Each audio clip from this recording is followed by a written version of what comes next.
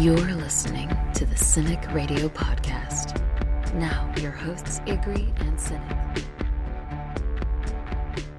This is episode 43 of the Cinik Radio Podcast, and I'm your host, Cinik. And with me, as always, a man who's got his giant bag of marshmallows ready because he heard we're making some Lannister s'mores, my friend and yours, Igri. Jules and Ryan are here, and we're ready to break down an epic episode of Game of Thrones entitled The Spoils of War. Because we are the Cinik Radio Podcast, and we're here to advise you that friends don't let friends name their kids Dickon. Like, listen, and subscribe. Most importantly, enjoy the show. And it's time for the CRP's brief and vague recap. The Iron Bank stops by to let the Lannisters know they are in fact overdrawn. Creepy Bran returns home. Jon refuses to bend the knee for anything less than a dragon flyby. And Highgarden is sacked by Team Lannister. And the Queen of Thorns' parting shot to Jaime is, "Tell Cersei I want her to know it was me."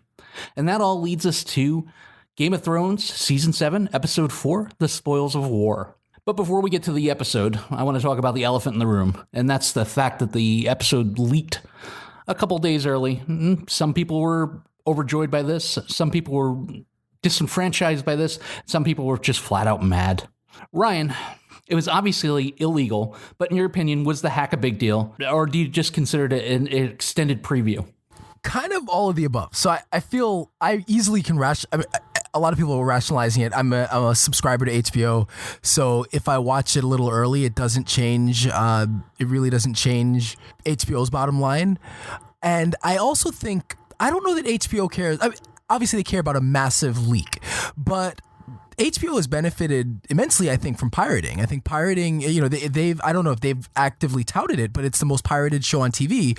And part of that is that it's generated a huge amount of buzz amongst everybody, and it's become a cultural phenomenon, largely because not everybody's a subscriber to HBO, but between, borrowing people's HBO Go passwords and leaks and pirating, they've been very successful. So, I don't see it as that big of a deal personally if you're going to watch it. Again, I kind of rationalize it. And I think that HBO, while they're going to be bothered by a massive hack, I don't know that pirating is a big deal for them. And in fact, I think in the long run, it probably benefits them. I mean, we do see artists intentionally leak their albums on the internet. Now, I don't like it when it's done midstream and the show or the music isn't finished, so that it doesn't have all the effects on it. So you're seeing more of a raw product. But this was a finished episode.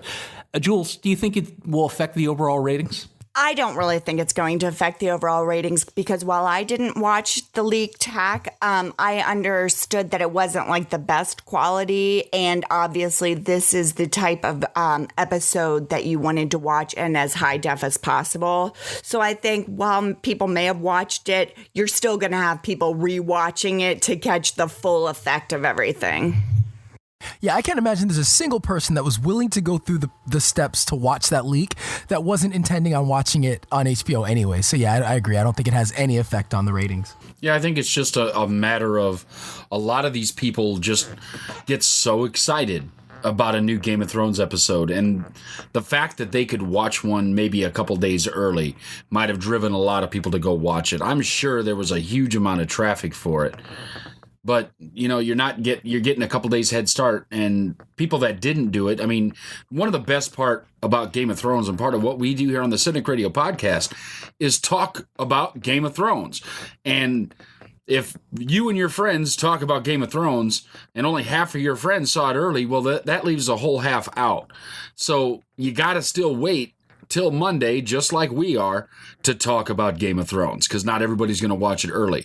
So you got a little bit of a head start, so maybe you got to watch it 3 or 4 times instead of like maybe 2 times since it's come out. Yeah, because it's not like you'd want to start a text string with people and like start saying how great it was to people that hadn't seen it yet. Sorry about that, Jules.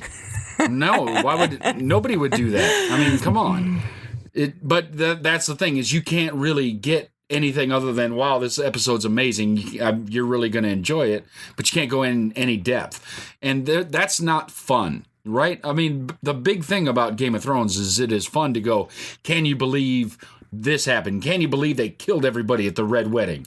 It's that Monday morning water cooler talk that you get that really drives this show. That's why it's become the cultural phenomenon that it is, and other shows have grown like it And I think a large part of it is due to HBO's programming in general, because they started this kind of stuff, Sopranos and The Wire and all these other shows that were great.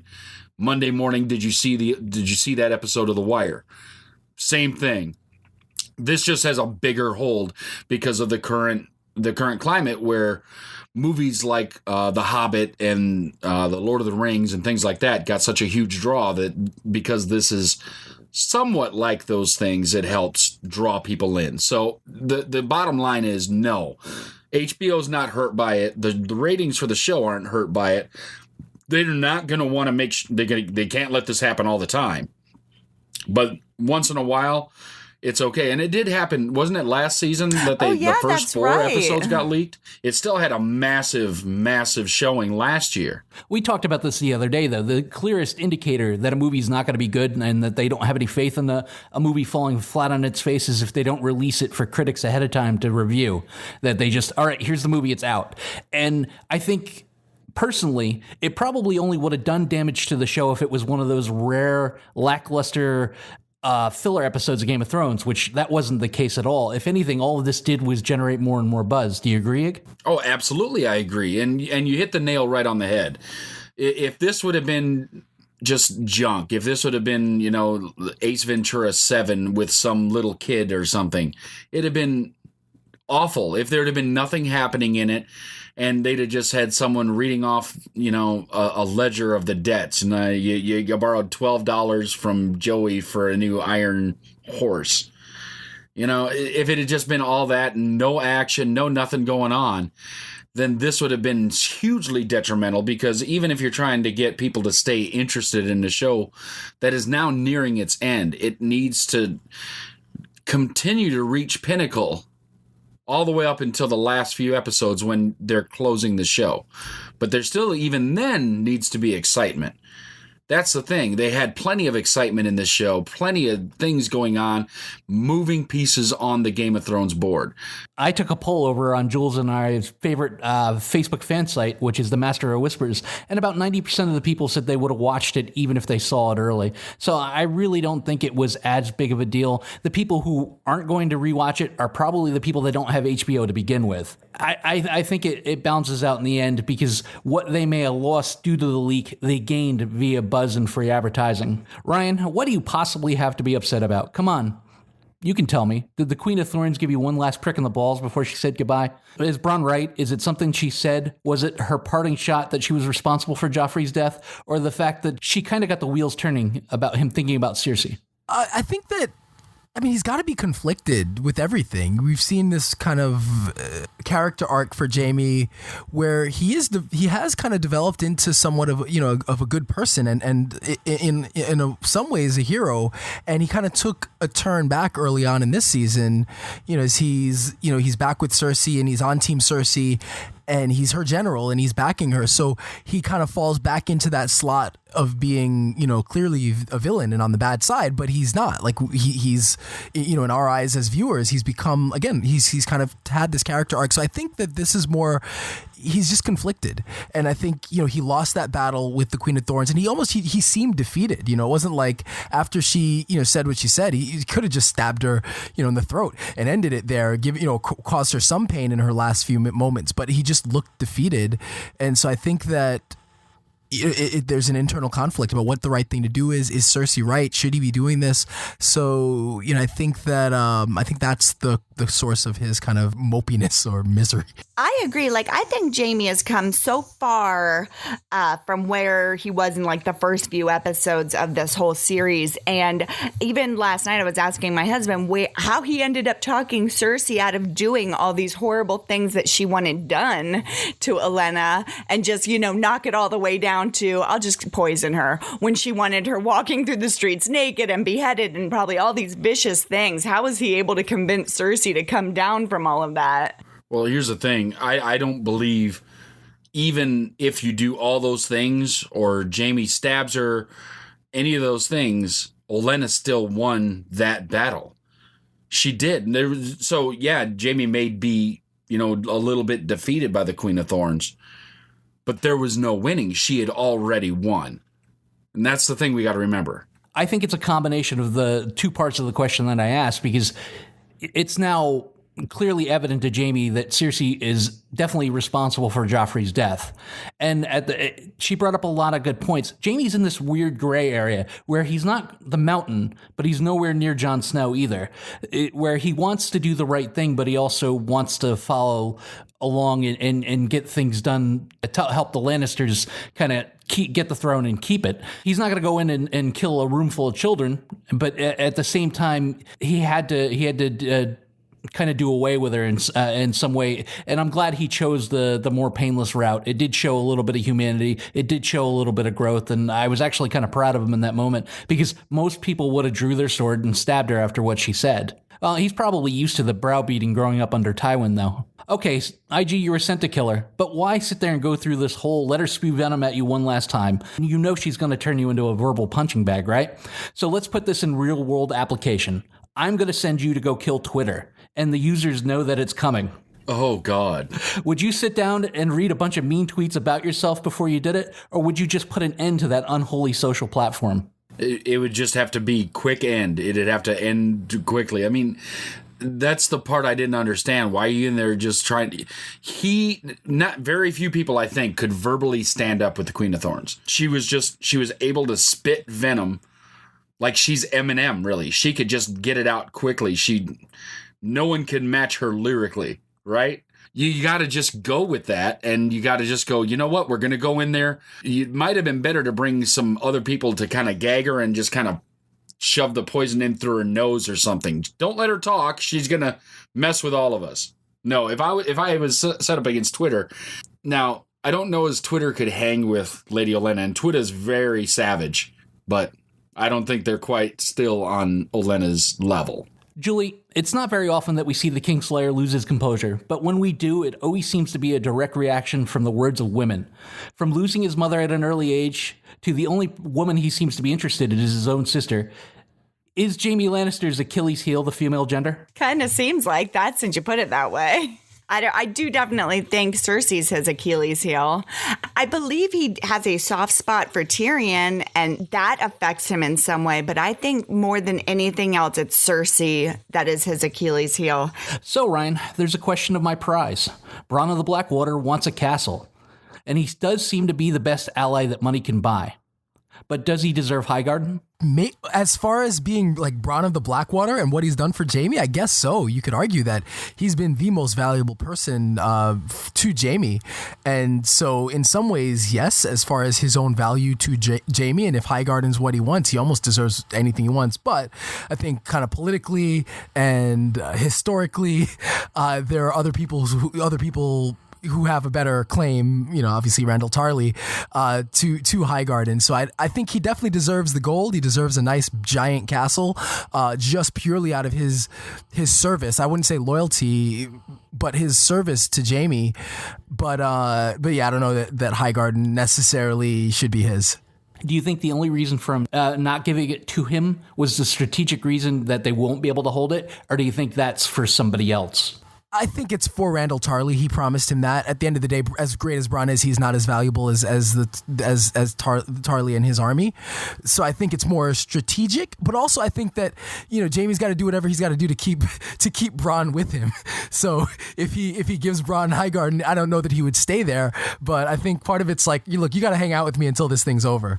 Yeah, I mean, I think he made that kind of comment to him as much when he said, look at you. You came from nothing. Then all of a sudden you're Bronn of the Blackwater and you got a bag full of money. Like, shut up. You're doing pretty well for yourself here. You don't get ahead of yourself. You're not going to get a castle yet. And they're going to be more headaches than you're probably willing to want to deal with. So we'll figure something out for you later. Well, the bigger thing on this is you're talking about Highgarden. Okay, Highgarden is huge. Like Winterfell is huge, and these other places are huge. It's not just a castle. I mean, if you look at the one at the Twins is still big, but not the size of Highgarden. These are castles and houses for families that have armies and have all these things. And Bronn is just fucking Bronn. There's just Bronn. Yes, Bronn has done a lot, but I mean, really, in the Battle of Blackwater, Bronn shot an arrow. It's kind of what he did. Tyrion came up with all the plans. Tyrion set up all the men. Bronn shot an arrow. So, yes, Bronn was there. Bronn was helpful. Jaime wasn't even there, so he didn't do anything for Jaime at Blackwater. No, but he taught Jaime to fight again, and he kept it under wraps that he couldn't. I'm not saying he didn't do anything for Jaime. He did, but that doesn't entitle you to Highgarden. You know, because, I mean, and he was saying you don't even understand the upkeep that it's going to take, and it's just Bronn. That's the thing that makes, on top of everything else, yeah, he's done a lot of stuff, but it's also for Jaime, who really, in the grand scheme of things, has very little power. He's not king. He's not queen. He's none of those things. He has no claim to the throne. It removes Jaime from being able to award those things to Bronn, and no way Cersei's going to give him Highgarden. Because she might know what he's done, but it's Bronn. Bronn doesn't bring armies. Bronn brings a little bit of sabotage experience. He's good at close things, like intricate things that you need two or three people to go do.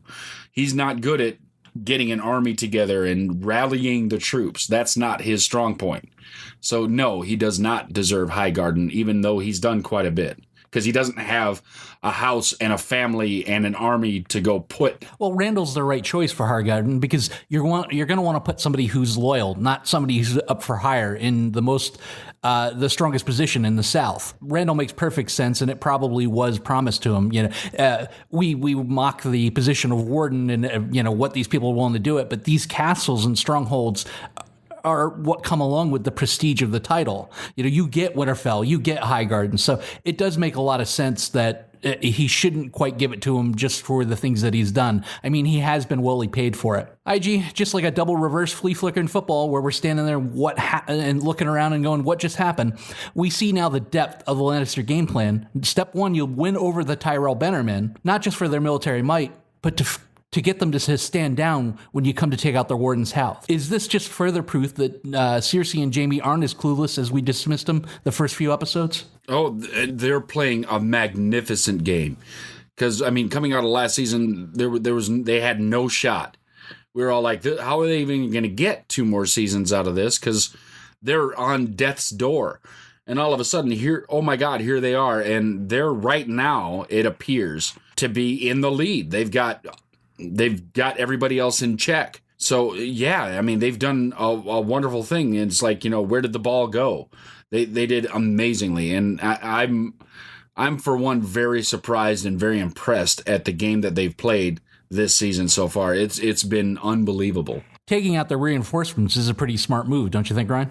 Yeah, no, absolutely. To kind of jump onto what Egg said, it's thus far they've made all the right moves, and it was much more than we would have expected because they came with nothing, and so kind of strategic. I think they've been overmatched. Obviously, Daenerys has a powerful army that they can't fight head on. So they've made the right strategic moves time and time again so far this season.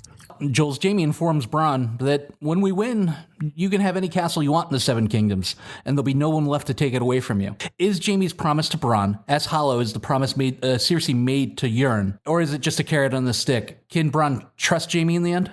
I would much prefer to trust Jaime giving Bronn his word than Cersei giving Euron her word, because Jaime looks like someone who does want to keep his word. He does want to be a Lannister that pays his debts and represent his house in the best way. I think Bronn has been there, and through not only the coming fighting, he doesn't know what's going to, we don't know if, what will happen through it all. So Bronn might be just stacking up points here and really be earning a house. I do believe that if they're both alive in the end of all this, Jaime would absolutely make good on his word.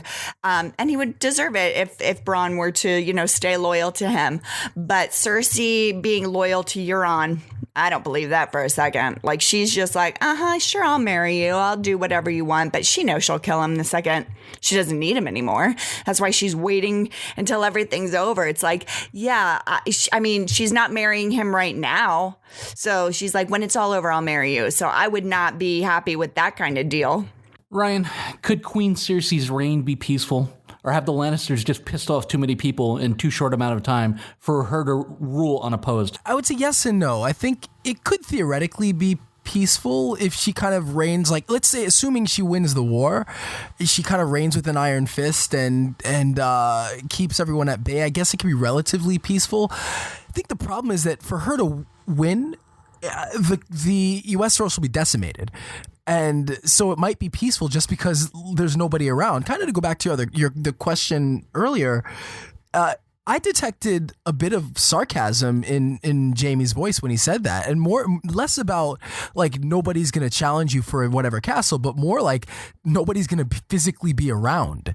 And so that's kind of the feeling I get, is that for Cersei to win this, it's going to be brutal, ugly, and with lots of death, and there really just might not be anybody with any strength left to challenge her. So, I'd say she could rule unopposed just because I don't know that she'll have many people to reign over. See, I think, building on to what you said, Ryan, you could, for a period, hold peace in the country by ruling with an iron fist. But at some point, the people are going to grow tired of it. And we've seen that all over history. When people grow tired of being ruled that way, that eventually they rise up and dethrone whoever's doing that to them. And that's the danger that I think. So when he's like, what are we going to have, 1,000 years of peace and prosperity? And Jaime's like, well, stranger things have happened. And he's like what? It's not going to happen with Cersei at the helm, because that's not who Cersei is. She's not a peace and prosperity person. She's I'm going to rule with an iron fist and I get everything I want. And if other people suffer for it, that's fine. Ruling with the iron fist during wartime, because you have to tighten things up because there just aren't the resources to go, is one thing. But once the war is over, if you're still going to rule that way, it's bad. And I don't think that she would ever stop ruling that way. And that's the problem. The Iron Bank is like any other bank in how quickly they change their tune as soon as they find out that you're paying your debt off in full. But IG, did they seem a little too keen on backing the Lannisters, even after 2 early victories? They're not exactly picking a winner. Is he simply paying lip service until he gets the gold that he needs? I think so. I'm not sure. I think the word is going to come, especially now, that maybe the Lannisters aren't as strong as they think they are against these other forces. And now he's going to just take his gold and run. I can't imagine that the Iron Bank, like any other bank, if they see that somebody was in trouble repeatedly and they were there to say, look, this is your final notice, pay your debt. And then all of a sudden they're like, yeah, we went and stole it from these people, but here's your money back. Okay, they might accept that one time, but then when they see that now you're in a whole lot more trouble, are they really going to go through the effort to re-loan you a whole bunch of money so that you can go buy boats and armies and everything else to get back into this war? I think if the Iron Bank is like any other bank, they're going to have some thoughts about this that are going to slow them down at least a little. I don't know. He seemed real excited to get back into that. I mean... Right, but I don't know he is the sole person to make that decision. And I'm not getting too far into this episode, but some stuff happens that were I the bank, I might go, well, maybe not. In a meeting of 2 of the creepiest people in all Westeros, we find out, number 1, Bran's arms still do work. Nice non-hug last week, Dick. And number 2, chaos is indeed a ladder. The 3-Eye Raven confirms it. Jules, has old creepy Uncle Littlefinger descended into new lows as he goes from Stark to Stark just looking for an in? Yeah, definitely. But it doesn't surprise me. I mean, the way he operates, he's trying to cover all his bases, but he doesn't know the ins and outs of Bran until now. So he's just thinking probably that Bran's just, been on a journey, kind of like Sansa had been on. And, he can win him over. And maybe if he wins over her brother, he will eventually get in his good graces. Maybe he could end up marrying, Sansa, if people all support it. But boy, did Bran shut him down immediately with his non-emotional knowledge of things that Littlefinger has said in the past. Saved you from that rapist that I sold you to. Bought your dad's bones back after I betrayed him and got him killed. Here's the dagger back that they tried to kill you with. That also used to belong to me.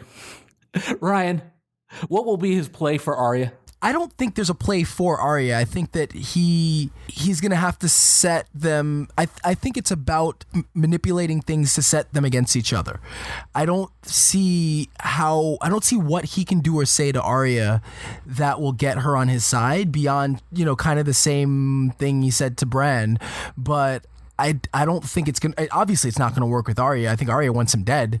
And I think his best bet is to kind of show his value enough to Sansa that she can kind of protect him from Arya, that she's the voice of reason to Arya. I think if that were to happen, I think he protects himself, but I really don't see a way that he can, approach Arya and kind of get her on his side. Does his agenda get less and less likely every Stark that strolls through Winterfell gates? Yeah, absolutely. I think it becomes more complicated. Now, in some ways, he being the Chaos is a ladder guy, maybe not. Maybe that's more opportunities to create chaos. So I don't know. I see his own importance being less and less in the show, and I don't wonder if that's an issue of the speed with which the show is going. I kind of feel like right now it's kind of like we see him as like the mustache twirling like villain, where in the past he was like very subtly subverting everything, and we didn't even realize, and maybe that's what's happening now, but we didn't realize for the first few seasons how much of a role Littlefinger played, where I feel like right now it's almost like cut to Littlefinger, look at him with a weird look, like we're supposed to think what's Littlefinger thinking, but reality is he just has nothing going on, because I don't think that for all the great things that Benioff and Weiss have done, I think that the speed of the show is faster than the speed at which Littlefinger and Varys too, the speed at which they work and where we can really appreciate them. So I honestly think that I see Littlefinger's just value in the show diminishing, and I really see him just as like, again, he's just there to cut to and say, oh, look, he's doing something weird, but I really don't see anything really happening with him for the rest of the show. I'm of the mind that because Arya is back at Winterfell when Littlefinger is there kind of living as Lord of the Vale, that Littlefinger is not much longer for this world. Just saying, our favorite budding psychopath is there. He's going to say or do something because he did it to Jon, said or did something that put Jon on edge. And I don't think you can say that to Arya and not get needle stuck right in your throat.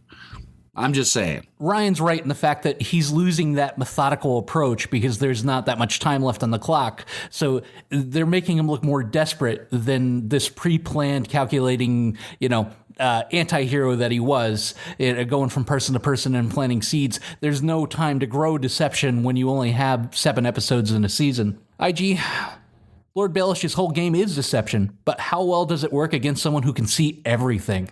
I mean, when Bran uttered chaos is a ladder, did the look on his face say it all? I can't imagine saying that I don't know whose dagger this was that tried to kill you, when we all remember that he's like, oh, it's mine, and Tyrion took it. Yeah, guess what, buddy?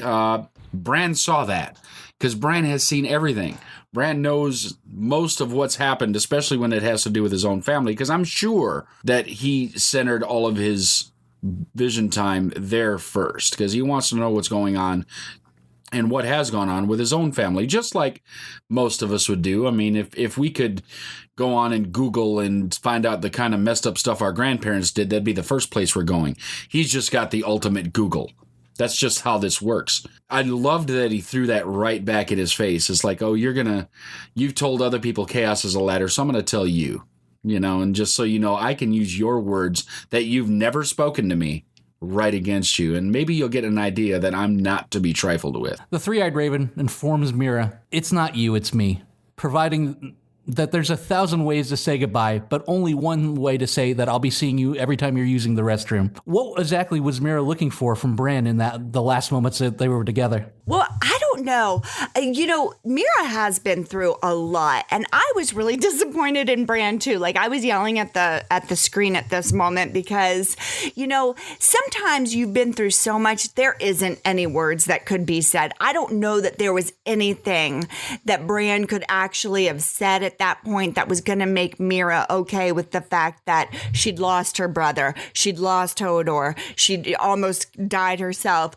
All the trauma they had been through with the White Walkers running. There was really nothing that he could have said, but he could have done a little better than don't let the door hit you in the ass. He was just like deuces to her. It was not, we know not to expect any emotion from Bran, and I think that was a little bit hard, but I think for her, she's like, we've been through hell and back together. Can I get at least a 2-armed hug? Anything? Anything that would have remotely said, I could never repay you for everything you've done for me. That's the thing. Everything that Mira did for Bran should have been a little bit, he should have showed some emotion. Like, if he's going to show anything to anybody, that's who it should have been shown to. She did the most for him. He is alive because of her directly. Totally. Directly. Dragging him. Like, if it weren't for her, he'd be dead. And there'd be no Three-Eyed Raven, because the other one was obviously on death's door. He was ready to check out. That's what's so frustrating. It's unfortunate. This is one of the things. This is why it makes it hard. And I'm really hoping that Bran's stuff is going to really pick up. It makes it hard to root for and like Bran with all of these things. He needs to show somebody that either he's important, acting like a fool the way he is, or he needs to step up and make it seem like he cares about what's going on. I wouldn't have been pissed about the goodbye or lack thereof. I would have been, if I'm Mira, I'm more pissed about the wheelchair. I just drug your dead weight ass all over the fucking wild on a sled, and I come back and there's a chair with wheels. Where the hell was this thing when I was pushing you all over the place? I'd be more pissed about the effort. Nobody needs that much cardio to lug Bran all over the, north of the wall. So Ryan, being the moral conscience of the show, it's now time for more uncomfortable moments with Ryan George. Have you ever been forced to whip out the good old "it's not you, it's me" speech? And how did the recipient take it? All right, so I'll try to keep this quick. I guess I'm using it's gonna make me sound like a shitty person too, but or very shallow. I guess when I was first started online dating, I remember meeting somebody or interacting with somebody who would maybe not misrepresented themselves, but when somebody shows like only one picture and they don't show anything else. So whatever the case is, after a while of talking back and forth, we actually met, and I was absolutely not attracted to this person. But I felt like a dick, kind of being, after, interacting for a while. So I went on a couple of dates only because I didn't want to look like an asshole for immediately like saying, yeah, I'm not interested. But then I had to give that "it's not you, it's not me" thing. And the reaction was, she knew. So I guess that would be it. IG, do I have to call you Lady Stark now? Because I think Lady Stark suits you. How do you feel that they handled Arya's homecoming? And can the two sisters put their squabbling aside and start working together? I like how they handled the homecoming because, all right, so Sansa goes down into the crypt and starts talking to Arya. And you know what? That sister thing that they were doing before they got separated, where they're kind of making little catty remarks at each other and everything, picked right back up. So they know that each other is there, like, do I have to call you Lady Stark now? Yes, you do. Come on. No, you don't. You really don't. And she knows she doesn't, but it's kind of like, haha, yeah, you're not as important as you think you are. And she's like, I am, but you don't have to listen to it. It's just that catty thing coming back. But I think everything that's happened and everything that's happened to both of them, even stemming back to Arya being in the crowd watching her father get decapitated, Arya said it in the crypt, they should have got somebody else to carve that knew what it looked like. And everybody that knows what it looks like was dead. And she looks up and says, we're not. I think they're absolutely going to get some things done. And Sansa's been through enough stuff that maybe she's got a little more tactical mind than we give her credit for. And who better to send in to get some wet work done than Arya? The things that she can do are just crazy. And we get a little glimpse of some of that later in this episode. I'm sure we'll touch on that. We've seen the reunions now of Sansa and Jon, and Sansa and Bran, Arya and Sansa, what has been the best reunion? What has made your heart stand on end, or your hairs, maybe I should say your hair on your arms stand on end the most? For me, it's this last one, really. I mean, and here's the reason. The Winterfell, where this whole show started, everything began at Winterfell, full of Starks. Well, all the Starks were dispersed, right? They were all over the place. You know, they were at the Wall, they were out at battles, they were at the Red Keep, they were in Essos, they were all over the place. And they're just dripping back in. They're all of a sudden, we've got 3 actual Starks, because we're not even counting Jon Snow. We have 3 Starks back at Winterfell. And something about that just kind of makes me go, ooh, that's so good. Oh, so I like the one with Sansa and Jon, but that happened up at the Wall. So that one was impactful for me, but it wasn't as impactful as Starks at Winterfell, because it was pretty good when Bran came back, and I was excited, even though Mr. My arms don't work unless I want them to decided not to hug Sansa. That's fine, but Arya coming back, the knowledge of 3 Starks at Winterfell just kind of gave me the warm and fuzzies. It just worked well for me. You make a good, valid point. For me, though, it fell flat a little bit. I wanted a little bit more from the 2 women seeing each other.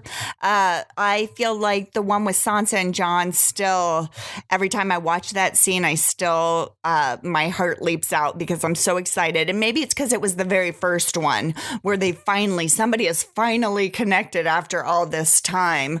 But certainly the reunions with Bran fell flat as well.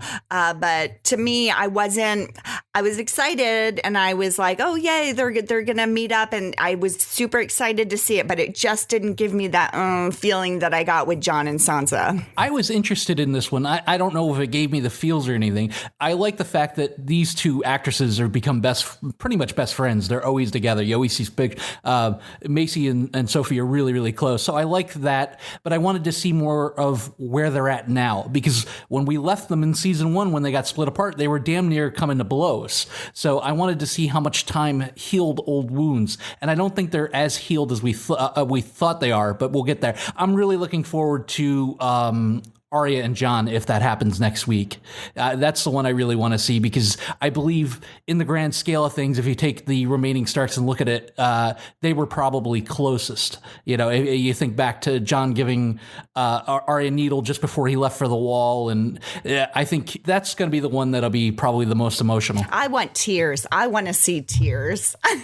The memes have been great, too, of how everybody's listing what happened to them, and Sansa's always at the end of the meme like, what the hell? You know, I'm the 3-eyed raven. Well, I'm a faceless murderer.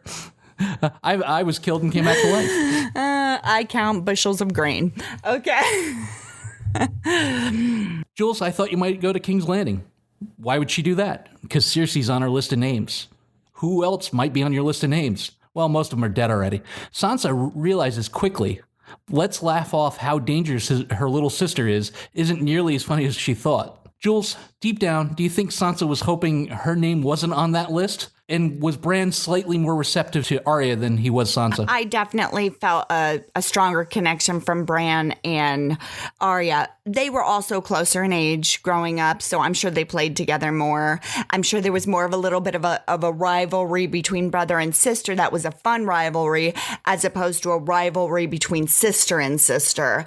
I think growing up, Sansa was very just focused on her duties, being sort of groomed to be that great wife. And so they had nothing in common. So you can understand the disconnect there between Arya and Sansa. And I'm sure she was so focused on that stuff, Sansa never paid much attention to Bran. So you can see why he would just be like, hello, Sansa. But I definitely got the most emotion, let's say, I've seen so far out of Bran in that one moment with Arya. I mean, he smiled a bit, so that was good to see. And he did use his arms to hug her, so that also said something to me. Ryan, over on Dragonstone, talk of Grey Worm's talented tongue is interrupted by Jon Snow, wanting to show Daenerys the mine, the dragon glass, and the drawings. I will fight for you. I will fight for the North, once you bend the knee. We know that Jon Snow does some of his best work in caves, but are the King of the North and Daenerys of 1,000 titles getting closer to working together? And was there a little bit of romance in there? I mean, they're definitely getting closer to working together. I think there's a mutual respect. I didn't see the sparks flying, but thankfully, I think they're not forced. It's not being forced. Like their interactions are good, and I think that there's some chemistry between them as actors. But I don't know that I see the sparks flying. And beyond a couple words from Davos, like it doesn't. Again, they're not like shoving it in our faces that there's this budding romance. I do think she's quick to trust him, and I don't know if that says more about his honorability and her just innate, the kind of her innately trusting him, or if it says more about her kind of naivete that she'll just trust anybody that comes along and seems to have some kind of experience. So I think there's definitely a mutual respect, admiration, trust, and obviously there's the budding romance there that it's step by step. And I like that we're not being force fed it. Do you think it's a budding romance? Yeah, I think it could be taken either way. I mean, my question was to Ryan. Did he think there is going to be a budding romance? I mean, I think that's the way the show's been going for forever. Everything kind of been leading to that, and I think that's the probably the most common theory is that they will end up together. I hope they don't. So I don't regardless either. Of the amount of incest in the show, it's like, look, she's his aunt, so I'd rather they not go there. But every kind of narrative beat that's happened this season, it's clearly like.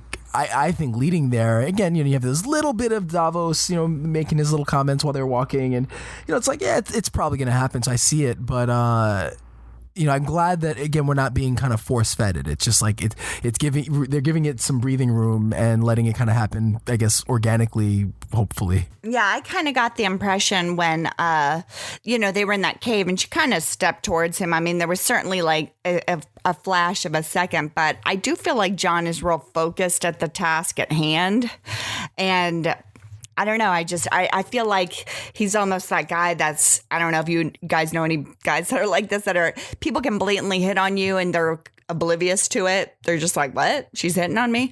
So he was like that with Ygritte. And I kind of feel like if it was that way with Daenerys, I'm not even sure he would realize it because he's so focused. Well, there is no time for love, Dr. Jones. IG. Daenerys loses her mind after hearing about the loss of the Tyrells and the food, and then lets into Tyrion. And then she turns to Jon and asks for his advice.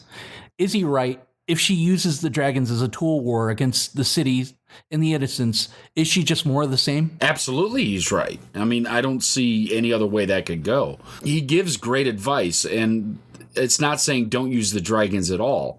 But you need to be wary of where you're using the dragons. And that's absolutely true. Using them on the battlefield against the soldiers that are there fighting against you, that's fine. Using them against resources, that's fine. Using them against people that are simply trying to live their lives, and like Flea Bottom in the Red Keep, right? Those people are there because they can't go anywhere else. They don't have any money. They don't have any family. They don't have anywhere else to go. That's why they're there. Going and burning that down with dragons and killing all those people, that's just going to make you look like every other bad thing that's happened to those people.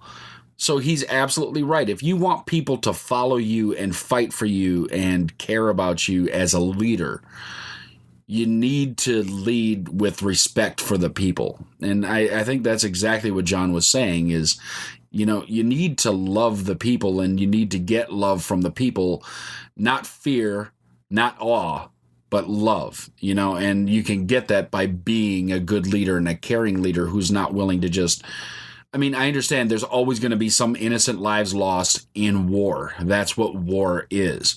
But if you can minimize your side of killing people that aren't fighting, you're going to look like somebody who cares.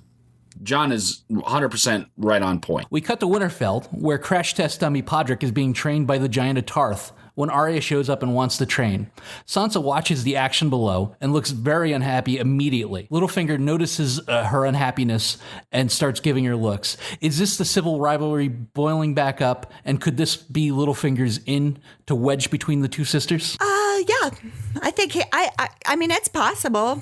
I think he'll use anything to wedge between the two sisters. So they did kind of keep showing his face. I do think there's something to be said there about what he's thinking he can use to his advantage as a weapon. What do you think, Ryan? Is this more of the same from the two? Maybe bygones aren't bygones? Well, I think they're fundamentally different people. It was apparent from season 1, and it's even more stark of a difference, no pun intended, in season 7. So I think he's smart enough to play into that. If he sees that, that's an angle he can play and kind of create a rift. And yeah, I don't think bygones will be bygones. I think there's going to be that initial kind of euphoria of them finding each other again, but then there's going to be tension. I mean, one is still trying to be a lady and also a ruler at the same time, while the other one's an assassin who clearly has some psychological. They both have issues, but she's letting them manifest in ways that are not necessarily the best. So I think there will be tension, and if Littlefinger can play on that, it would be kind of it's in his own character to take advantage of that, and that might be his opening. Do you think, IG, that she's suffering from Marsha syndrome? I mean, Arya shows up and she always seems to ruin everything for Sansa. Could be a little bit of Marsha, a little bit of Jan Brady going on for Sansa. I get it. I don't know. Maybe Peter was just hanging out on that catwalk and is like, hey, I gave that dagger to that other kid. Why's this one got it? It's like Indian givers and whatnot. This dagger's just moving around. Maybe he's just impressed that the little sprite can just bounce around like she's Yoda in Revenge of the Sith. I don't know. There's a lot of things that could be going on. I'm really impressed, but it's just Peter is always conniving. Littlefinger always has a plan.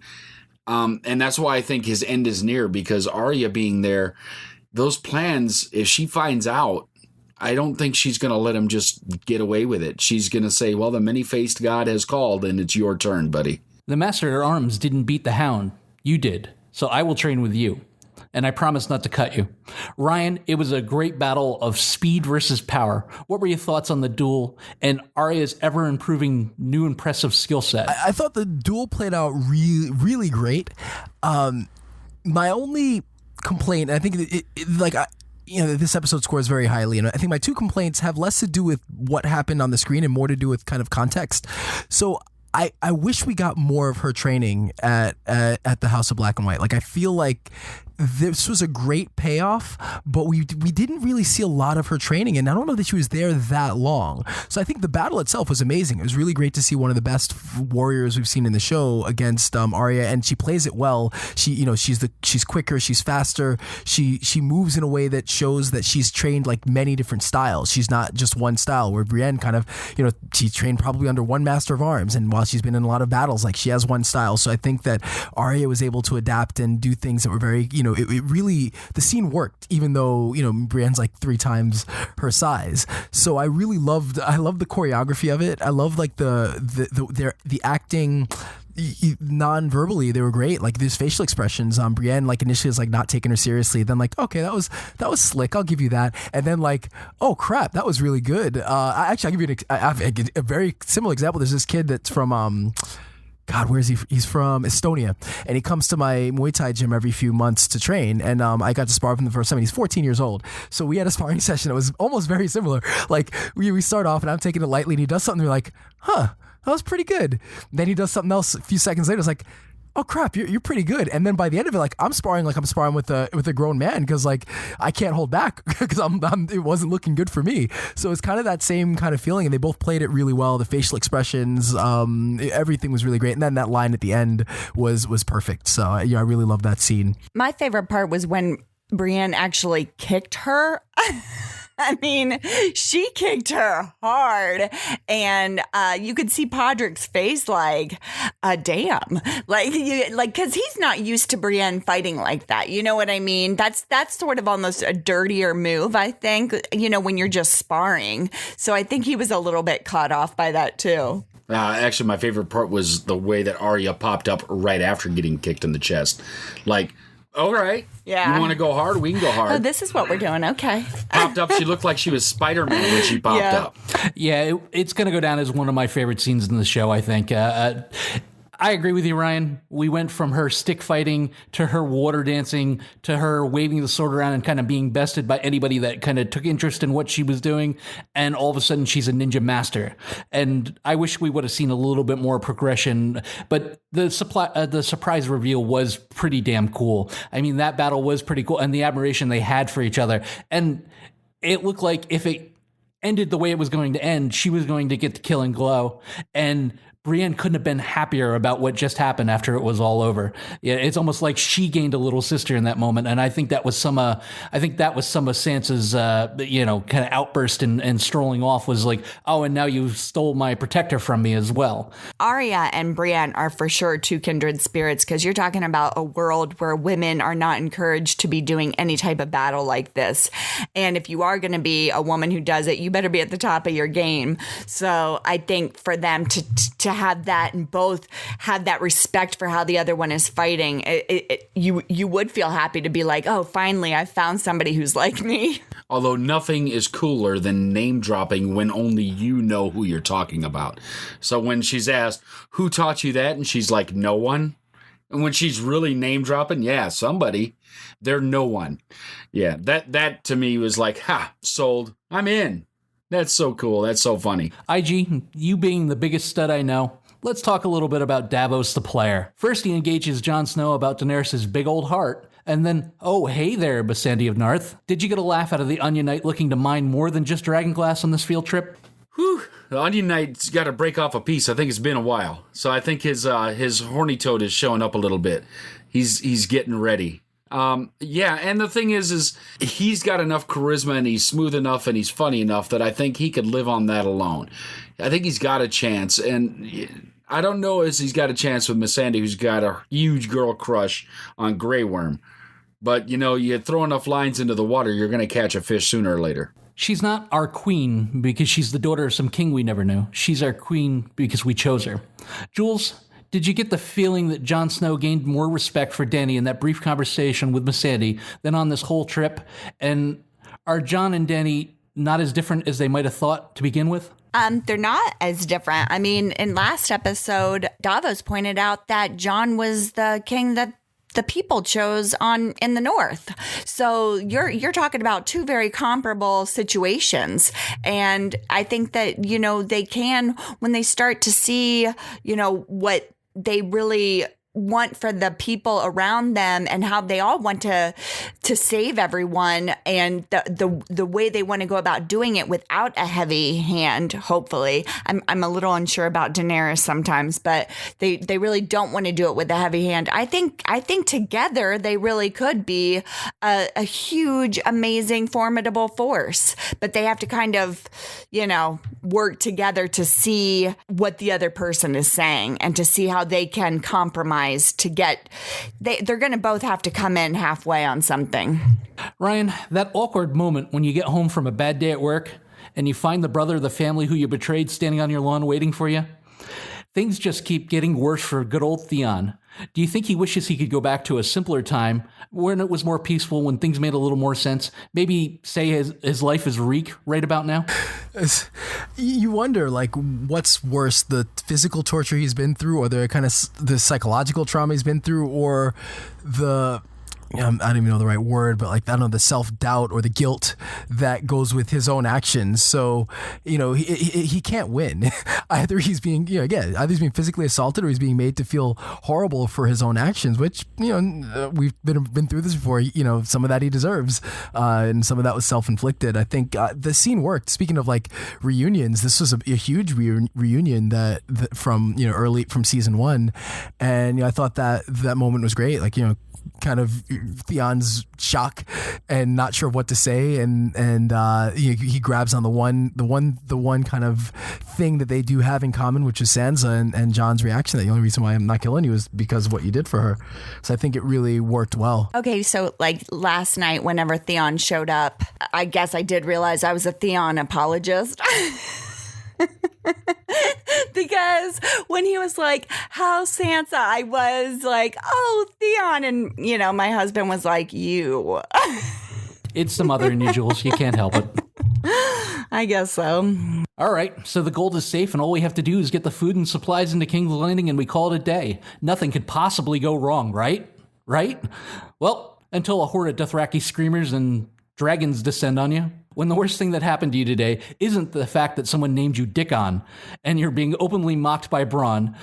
You've had to kill some friends. Here comes a giant dragon spewing fire all over the place. Jules, do you think the Tarleys may want to reconsider their choice of sides? Lord Randall seems less than pleased with his duties as assigned, and Dickon isn't taken to this mocking very well.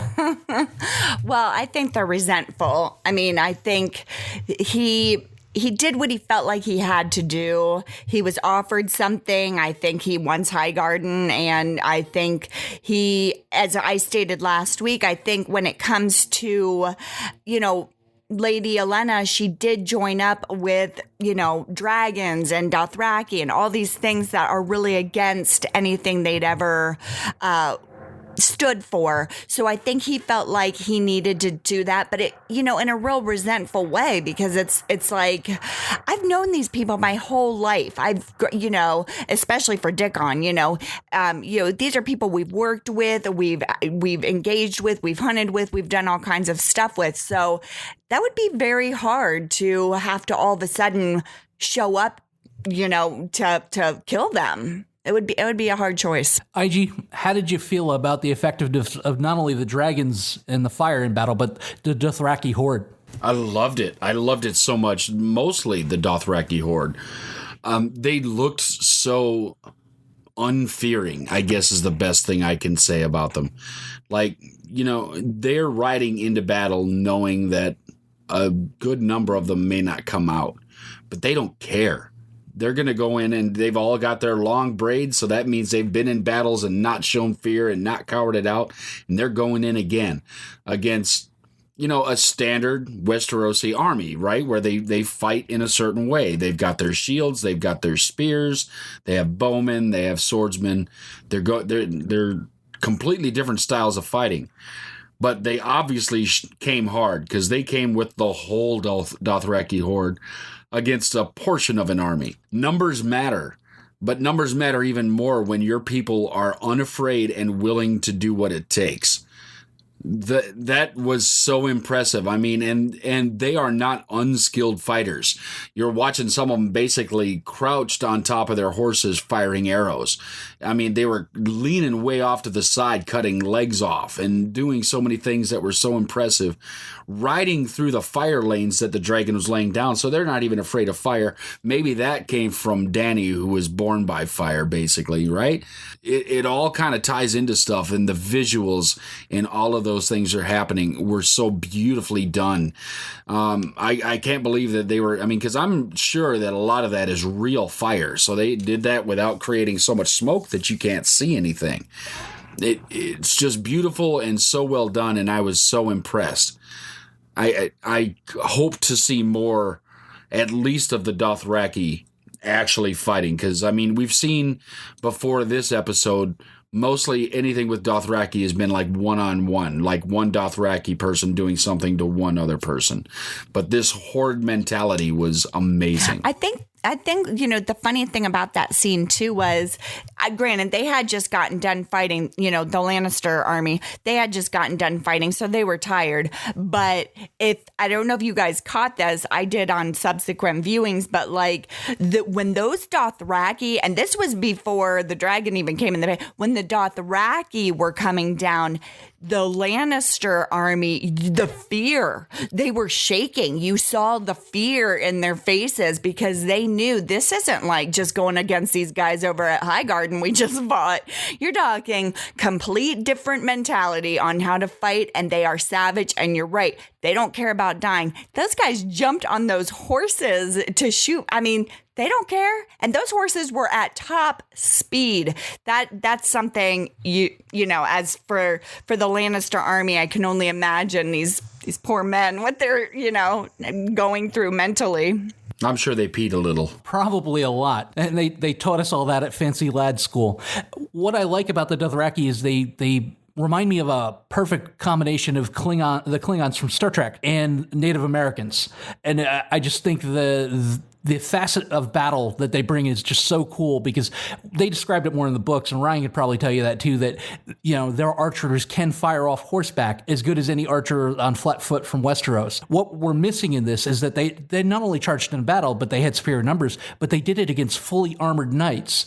And one of the things that Jorah was talking about with one of the Blood Riders was, well, your blades are curved and that won't work well against people in armor. And I noticed a lot of the shots were going directly to the neck and head. So their blades weren't getting caught up in the armor. I also loved when the one dove into the crowd and started fighting that way. The one thing that we're missing from them is that there is no real leader. So it's hard to you got Bronn, you got Jaime riding around, so that's cool. But the Dothraki are kind of nameless and faceless, so you can't be like, oh, there's Pete, and he's killing this guy. That's the only thing that I think they're missing, is they're missing a little bit of personality. But other than that, I thought that scene was perfect. And don't even get me started on the dragons. One of the things you said there, and if you think about it, was a callback to season 1, and that's perfect, because they were talking about the plans that Tyrion left for Master Lewin to build a saddle for Bran to ride in. And he's like, well, so I'm going to be able to ride a horse. And Master Lewin told him, Dothraki children learn to fire arrows from bows by the time they're 5. That's a callback, because now we got to see Dothraki firing bows from the back of horses. And I caught that callback when I was watching it, and that just to me was like, oh, there it is. This past 2 weeks I've been rewatching Game of Thrones in my downtime, just because I love the series. So I watch it just kind of even when the show's going on, just to watch stuff. Earlier today, I was watching Sand Snakes beat up on Jaime and Bronn. All these things just kind of work in so well together that you can still go back and watch any random episode, and you'll probably find something that'll reference into what's happening in the most current episode. I just wanted to say I recognized your callback there, Cinik, because that was amazing. The other callback, and I read this somewhere, but was Robert saying, like, you can't beat the Dothraki in an open field. And what was that? An open field. And I was thinking about that too. Yeah, he was talking to Ned, right? They were sitting there and they're like, you can't fight them out in the field. And he was 100% right. We saw it. We see why they're the warlords that they are. But really, to me, props to Peter Dinklage. And Ryan, did you get the feels like I did with standing there on the hill with Tyrion, watching the battle unfold, and suddenly he spots Jaime? Yeah. I think you could see, again, it's, like I use the word again, but conflicted. Like you could see that he wasn't happy with what was going on. These are his people, initially that are burning, that are being massacred. When he spots Jaime, you can see that when I know we haven't gotten quite to that point, but when he's freaking out, you're like, don't do it, turn around. Like he plays that so well with very with little dialogue, but you could just see in his expression, like this is somebody who's winning a huge battle, but who's immensely conflicted and feels horrible about what's going on. I mean, really, how do you reconcile yourself with that fact? This is everything that Tyrion has known his whole life. All these soldiers, his brother who he has love for. He doesn't hate Jaime, and it's like you are on one side because Cersei is this horrible person. Your dad was a terrible person, but all of a sudden seeing it up close, watching everything you've ever stood for, because I do feel like he was proud to be a Lannister despite Tywin and Cersei. He always had pride in that. And then to see it just be decimated and then to see his brother in the middle of it. I mean, it goes back to the beginning of the episode when Daenerys was like, I forget what she said, villains, but this is your family. And it's true. I mean, it really, just seeing his face, it was like, how can you be happy about this? Even though I know I'm supposed to be happy we're winning, I can't. I think it leads a little more back into my theory from last week that Tyrion might be feeding information back, though. I'm just saying. We're still digging. Jules, were you surprised at the effectiveness of Qyburn's weapon, the Scorpion? I mean, it hurt the dragon, but it didn't stop him, that's for sure. No, it didn't stop him, and I don't think we thought it was going to, fully, even though the dragon came at Bronn like, the shark did in Jaws, and he was able to kill that shark. I didn't think that weapon was going to kill the dragon, because when he had killed that Dothraki rider, the arrow just didn't seem, I mean, granted, it killed that guy very easily, but it didn't seem as formidable and scary up against a dragon, because even when it flew over her shoulder, it just didn't seem as scary.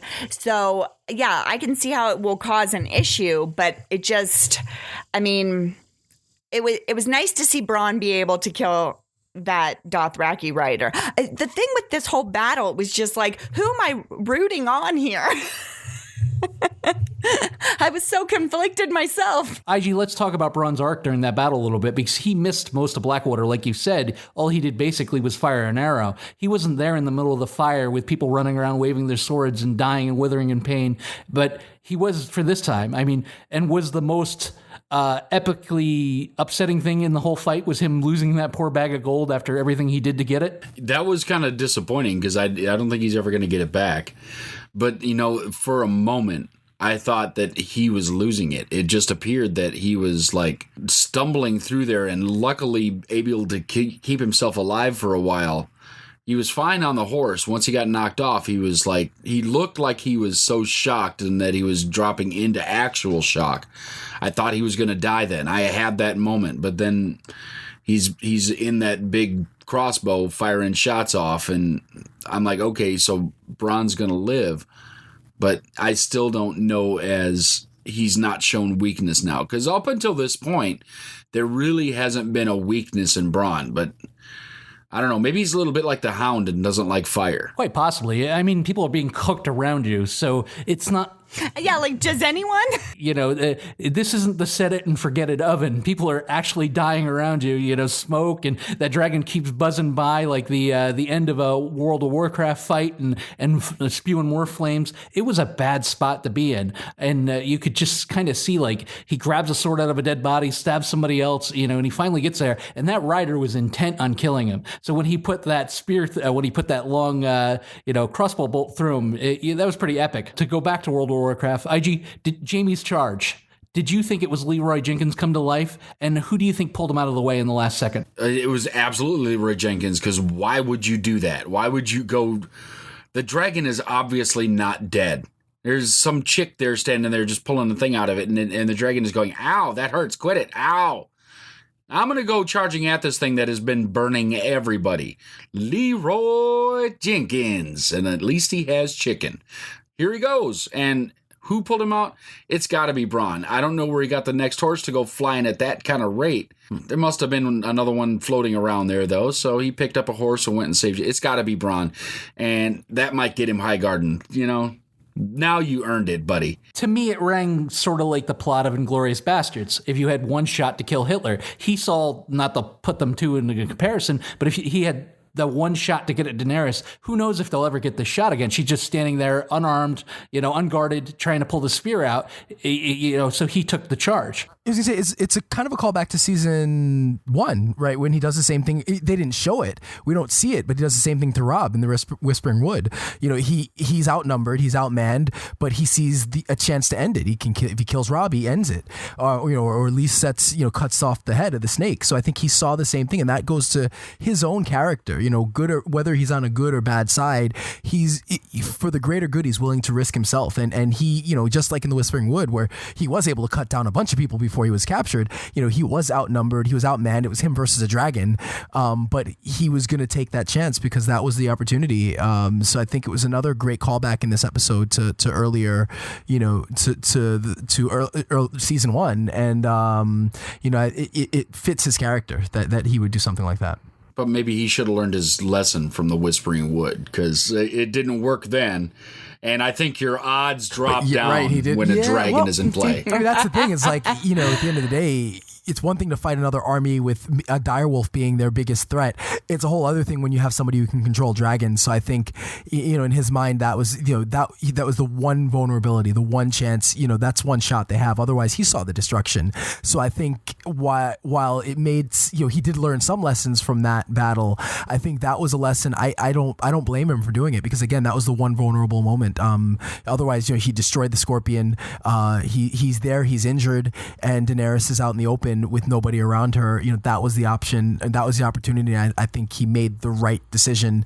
It was high risk, high reward, but what other options do you have at this point? He sees but his what little brother saw that was a bad idea from a hilltop a mile away. I'm not saying it wasn't. I'm not saying it wasn't a low percentage thing, but what else are you going to do? I mean, he could run away, but at this point, she's got nukes. Like, it's very obvious she's got a game changer, and no amount of plotting and strategy is going to change that. So I think if there's an opportunity to cut off the head, you got to take it. Well, Moxie aside, that armor he went in the water with is awful heavy, and that stream looked awfully fucking deep.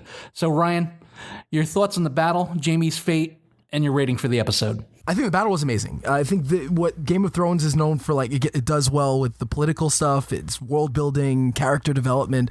But what we've really come to love is the battles, and the cool thing about it is every battle's been a little bit different. So you get a different tone, different feel, different effects, and I think this was beautiful. Like it was almost a perfect sequence from like there's some iconic shots. Just in a day, I've seen some of the screenshots with the dragon or with the Dothraki riders, like, riding while firing the arrows, jumping into the crowd, like running through the fire, things that we've all mentioned. It was just incredible, some of the just iconic moments that we've seen already in it. Jaime's kind of final charge was amazing. That the moment of watching the dragon about to breathe fire again, I think as a battle it was amazing. And up there with any of the other battles, maybe as good. I think I have some recency bias, so I want to say it's the best ever. But, the great thing about it is it was a slaughter. There wasn't a battle. Every other battle episode we've seen, it's been back and forth, and you're not sure who's going to win. This one, there was no question the entire time. The only question was like Drogon going to get injured, or die? But otherwise, like, this was a massacre. Even she didn't need the dragon. The Dothraki would have destroyed them anyway. It just would have been bloodier.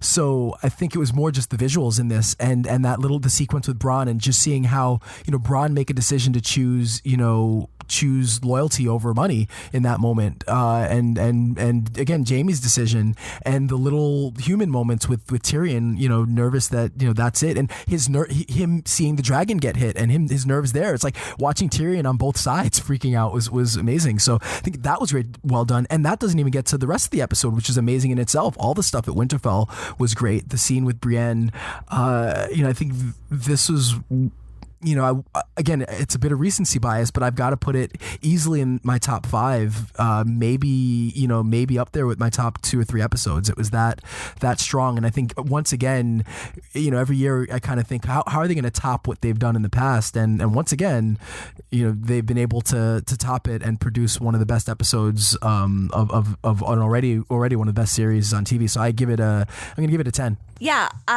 This episode was phenomenal. I do say that I think I happen to still be biased towards Battle of the Bastards personally. I don't know what it was about that battle that I just took so... It just hit me in a certain way that I feel like that's the that's where I set my I can't think of the word. Standard, yeah. So for me, this whole episode was amazing, though. I feel so focused on the whole Tyrion element of it. And when she was asking Tyrion or telling him about, this is your family, it makes me wonder if she questions his loyalty, which ultimately makes me wonder, how do you know if someone's loyal to you? Will she test him? If Jaime were to survive, would she ask Tyrion to kill Jaime to show her if he's loyal? That could be a real game changer for Tyrion. Well, you know what I mean? What would he do? I feel like this question ever since last week when Egg brought up the fact that Tyrion could be flipping sides, I kind of need resolution to know how they're winning these wars. Is there somebody that's, a spy? Is Tyrion really dedicated to Dany? Is he really dedicated to the Lannisters still? He did take it to heart that, he was taking it hard, the way I saw it personally. But I feel like this episode in general, Ryan's pretty much covered it. It was phenomenal. And I do love that Game of Thrones has so many different fights that they're all different, whether it's with Wildfire or White Walkers or Dothraki and dragons. Every time it's a different fight and you don't feel like, oh, this again. And that is what makes the show amazing. And man, they just keep upping the average on all these shows. You like you said, you think it can't be topped, and all of a sudden you're like, what? And then absolutely the scene with Arya and Brienne is an amazing scene that I think will go down in, GOT history too. So to me, this was a 10 episode also. The Spoils of War was amazing. Arya and Brienne sparring was one of the coolest things I ever saw on the show, and I felt a lot of compassion, and I felt like I was watching this battle through Tyrion's eyes. All the people I care about on the show, all at risk, all at once. By far one of the best episodes in the whole run of the series. It easily vaults into my top 3, and it leaves so many unanswered questions, like Jaime's fate. Does this turn the tide back to the queen? I mean, I can't wait for next week. The big thing for me is, how do you top this going forward? We got 3 episodes left, and they just keep building and building, and one episode is better than the next. I mean, does the next episode come along with free ice cream cones for everybody in the crowd, or are they going to give us all $1 million at the end of the show? There's no way that this show can continue at the pace that it's continuing, and the people that we care about all stay intact and all stay alive. For me, it was an easy 10 episode. I would give it higher if I could. I absolutely can't wait for next week. And I'm right on board with all the rest of you. I mean, I could be just difficult and give it a low score just to be difficult, but that would just do an injustice. This is a 10 episode. Just like Cinik said, in my top 3, and might be number 1. I'd really have to watch all of those episodes again to determine where it's going to sit. All the scenes are beautiful. All the battles are amazing and just awesome. And everything that happened from the beginning to the end, even the small parts in the cave with Jon and Dany, and showing those drawings from basically the beginning of man's history. And the White Walkers were there. It just spoke to me. It did so much. Do I think Jaime is dead? No. And I don't, because that would not be the kind of ending a character of his level in this show would get. We don't lose big characters in lame ways, and that would be a pretty lame death for Jaime. Jaime's going to live. I know he'll be back, but there's so many other things happening, because we all have to remember that she has 3 dragons, and she brought 1 to the battle. I thought that was almost a little bit of a cocky move from her part. Why didn't she bring all 3? That battle could have gone half as long as it was gone if she brought 3. But maybe that was a great tactical move, and we'll have to wait and see. So there you go, Cinik Radio Podcast. This episode, The Spoils of War, a 10 from each and every one of us. And that's going to do it for episode 43 of the Cinik Radio Podcast. We had a great time talking about only Game of Thrones this week. We know there's no really or what's up. This was a supersized Game of Thrones episode. I'm Igor. With me has been my co-host Cinik. Also joining us has been Ryan George and Jules. We'll be back next week with another Game of Thrones episode. Check us out on Twitter, though, because we'll be live tweeting during the next Game of Thrones episode this upcoming Sunday. Till then, send your comments, questions, and concerns to CINIKRADIO@gmail.com. Find us on the internet at CINIKRADIO.com. Look for us on Facebook at Facebook.com/CINIKRADIO, and find us on Twitter at CINIKRADIO. Also, head on over to tpublic.com, search for Cinik, CINIK, and get your own Cinik Radio Podcast gear. You got t-shirts, cups, stickers, and all kinds of other stuff, and you too can be a dedicated fan of the Cinik Radio Podcast. And until next time, don't get captured. Follow the podcast on Twitter, Facebook, and at CINIKRADIO.com. Available for download on iTunes.